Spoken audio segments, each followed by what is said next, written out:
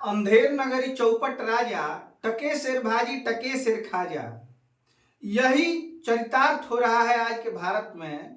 जैसा कि आप सभी जानते हैं कि कल एसएससी जीडी का रिजल्ट आया था और इस रिजल्ट में जो कट ऑफ देखने को मिला, मतलब उससे बहुत लोगों के दिल टूट गए हैं।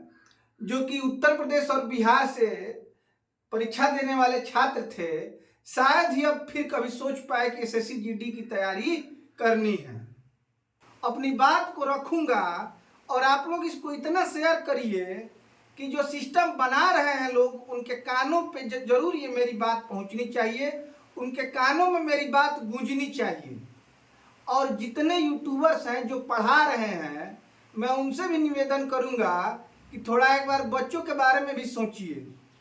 कोर्स बेचने के समय आप कई तरह के सपने दिखाते हैं और वादे करते हैं, लेकिन जब रिजल्ट अभी कट ऑफ जो 70 गया है 80 क्वेश्चंस में विथ माइनस मार्किंग, तो सोचिए कि इसका फाइनल जो मेरिट होगा, फाइनल रिजल्ट आएगा, वो कितने नंबर पे आएगा और कौन बच्चा इसमें भर्ती होगा, ये भी आप समझिए।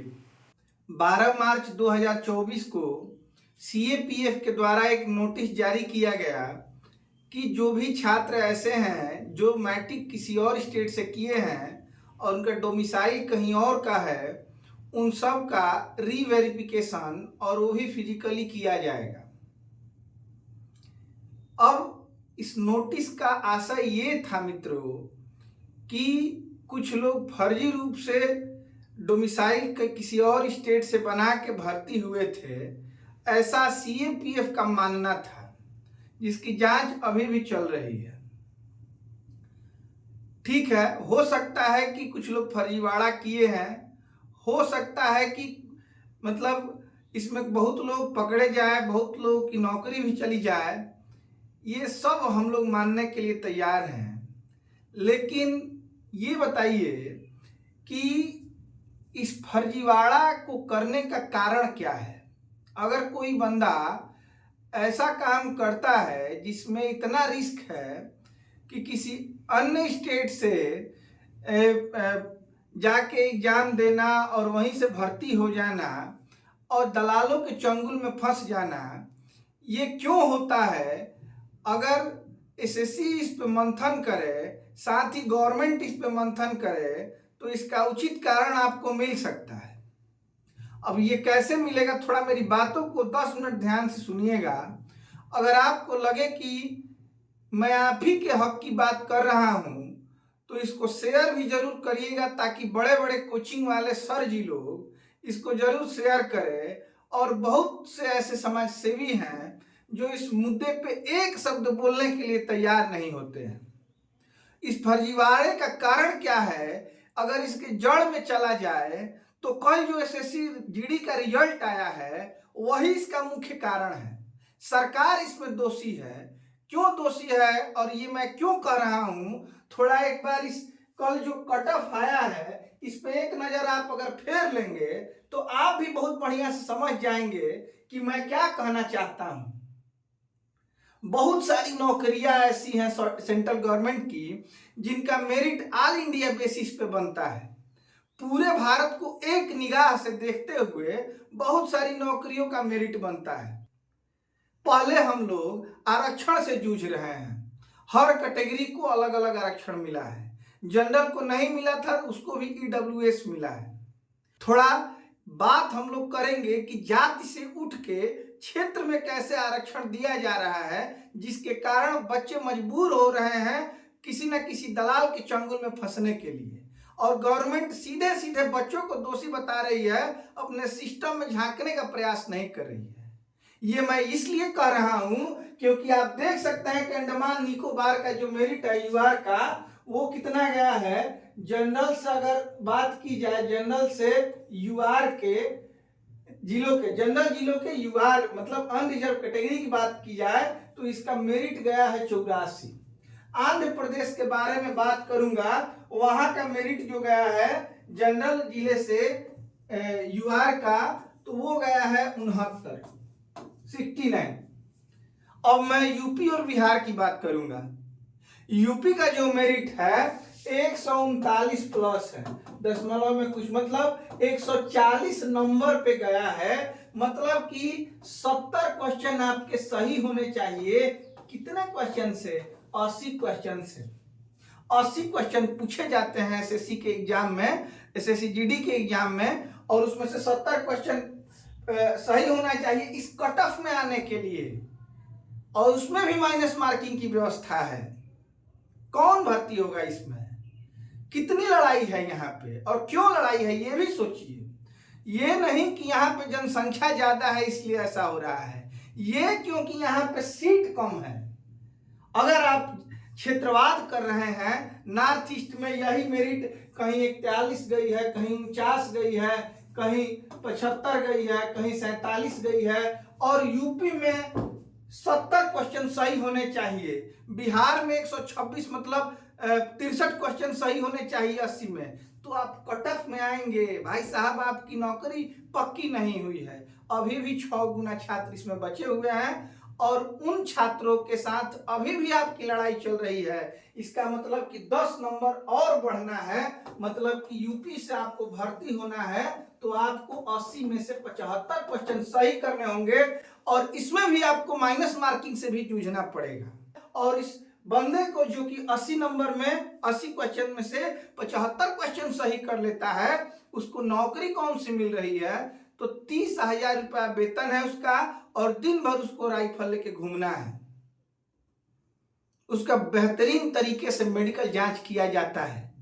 तो मानक तो बहुत अच्छा है, मैं भी चाहता हूं कि अच्छे अच्छे लोग भर्ती हों, लेकिन कोई यूपी का या बिहार का बंदा 90 नंबर ला के फेल है, और असम और उड़ीसा का लड़का 45 नंबर ला के पास है, सिलेक्टेड है, तो ये कहाँ का न्याय है? 75 नंबर है इस बार उड़ीसा अनरिजर्व का। और कैटेगरी की बात अगर मैं करूंगा तो कहीं कहीं आपको 40 नंबर भी कट ऑफ देखने को मिलेगा। तो ये क्षेत्रवाद है, हम लोगों को मौलिक अधिकार में बताया गया है। अनुच्छेद 14 अगर आप देखेंगे तो विधि के समक्ष समानता का अधिकार सभी लोगों को है। अनुच्छेद 15 की अगर हम लोग बात करते हैं, जो कि मौलिक अधिकार है, आर्टिकल 15, तो उसमें दिया गया है कि जन्म स्थान, धर्म, नस्ल, जाति आदि के आधार पर भेदभाव निषेध बताया गया है।